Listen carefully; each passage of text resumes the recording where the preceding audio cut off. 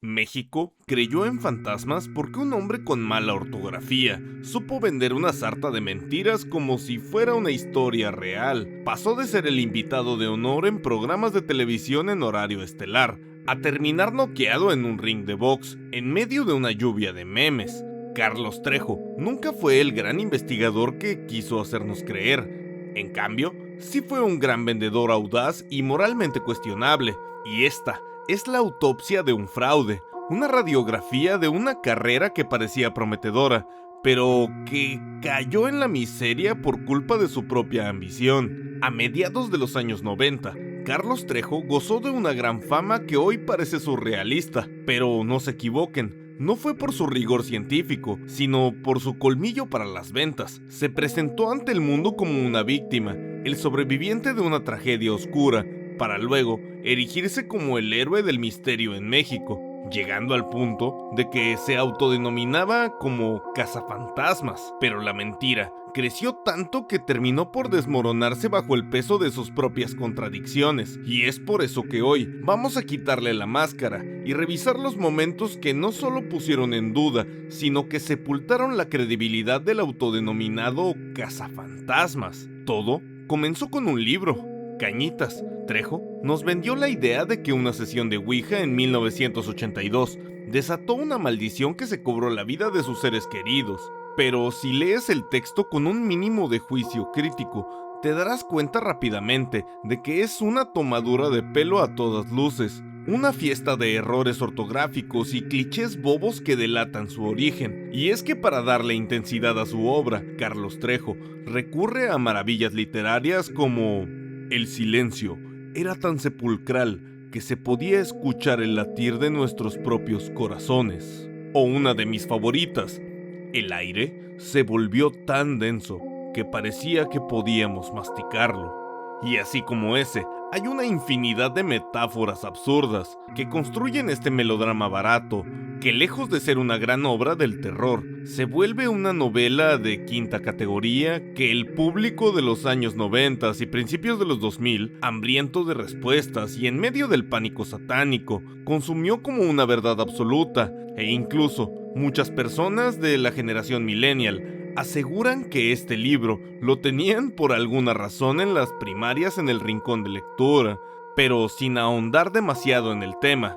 Este fue sin duda su primer gran engaño, y más adelante te explicaré punto por punto cómo se fue desmoronando esta farsa. En el México de hace unas décadas, si salías en televisión, lo que decías era la ley. Trejo entendió esto mejor que nadie, aprovechó el nicho del terror y el pánico satánico para volverse el invitado de honor de Televisa. Por esos años, lo veíamos en diversos programas estelares presentando psicofonías, que hoy cualquier niño con una app desmentiría. Pero su momento de validación máxima llegó con Adal Ramones en otro rollo. Frente a millones de personas, Trejo se comportaba con la soberbia de un experto, validando sus mentiras ante un público cautivo.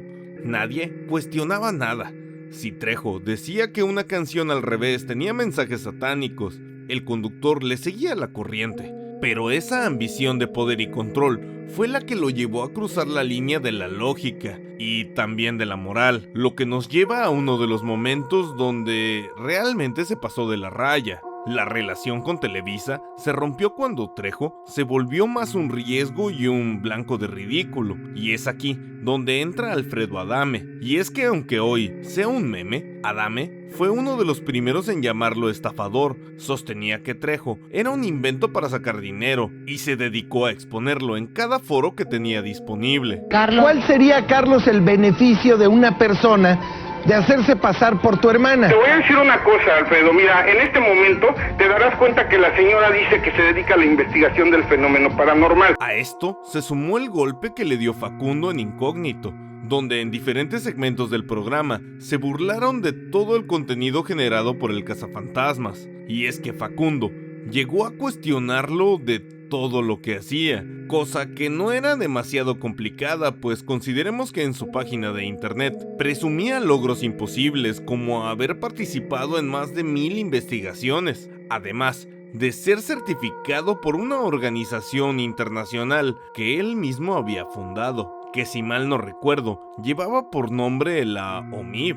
Esta campaña de desprestigio y persecución por parte de Televisa no fue más que el resultado de que Trejo en un punto se volvió una figura indefendible, un charlatán que no tenía escrúpulos y con quien la empresa ya no quería tener ninguna relación. Y es en ese punto que algunas malas acciones de Carlos Trejo comenzaron a salir a la luz de nuevo, como es el caso donde el oportunismo se volvió repugnante. Y sí, me refiero a aquella vez en que Trejo lucró con la dignidad humana. Uno de los puntos más bajos de su carrera fue cuando exhibió a una mujer con problemas psiquiátricos como si estuviera poseída, en lugar de buscarle ayuda médica. La grabó y monetizó para validar su show, en un episodio de falta de ética absoluta. Y al día de hoy, su reputación no parece haber mejorado para nada, pues en los últimos años, aquel gran investigador paranormal de los 90s se convirtió en un personaje de reality show o una suerte de lolcow que aparece de vez en cuando en podcast, con teorías absurdas, como aquella vez que en el podcast de Gusgri llegó al punto de asegurar una incoherencia total, como que una agencia gubernamental habría estado trabajando de la mano con él en una tecnología para congelar a un fantasma. Tengo checada una cita con gobierno federal. Estoy en planes de crear la investigación,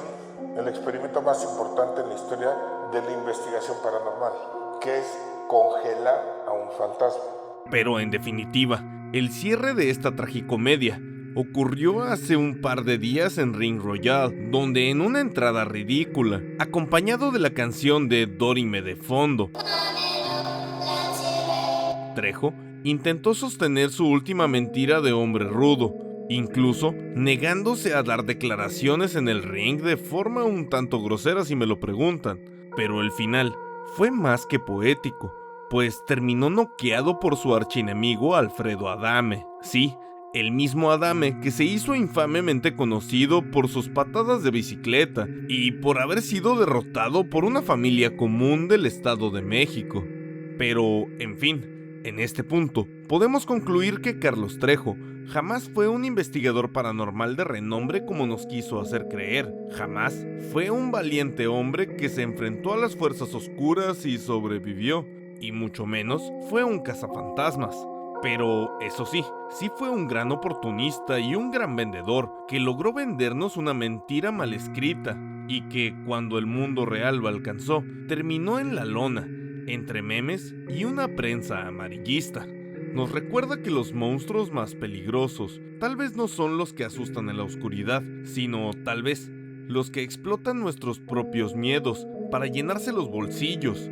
Pero, ya que el fraude fue expuesto y la figura terminó humillada en el suelo, y honestamente quisiera darles un final poético para este video, pero la cruda realidad es que lo único que quedó del gran éxito de Cañitas fue una casa vieja y el recuerdo de una de las estafas mejor comercializadas de la literatura en México. Pero tú, ¿crees que alguna vez hubo una verdad en sus palabras o siempre supiste que era un fraude? Cuéntamelo en los comentarios. Y si te gustó este análisis, dale like y suscríbete, que 2 veces al mes estaré publicando icebergs tan interesantes como este que te dejo aquí, el iceberg de Monterrey. Sin más por el momento, yo soy Frank Trejo y esto es Archivos Francos.